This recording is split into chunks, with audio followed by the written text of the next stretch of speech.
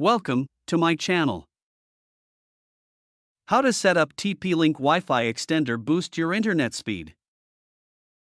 First, power up the extender, plug the TP-Link extender into a power socket near your router and wait for the power LED to become stable. Second, connect to the extender's Wi-Fi. Open Wi-Fi settings on your phone or laptop and connect to the TP-Link extender network. Third, open the setup page, open your browser and go to http://tplinkrepeater.net or 192.168.0.254 to access the extender setup. Fourth, log into the setup panel, enter admin as the username and admin as the password, both in lowercase.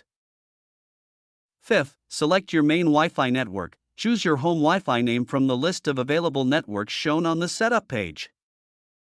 Sixth, enter Wi-Fi password, type your main router's Wi-Fi password carefully to connect the extender to your network. Seventh, set the extender's Wi-Fi name, decide whether to keep the same Wi-Fi name or add _ext to identify the extender easily. Eighth, place the extender properly, unplug the extender and place it halfway between your router and the weak Wi-Fi area for best coverage.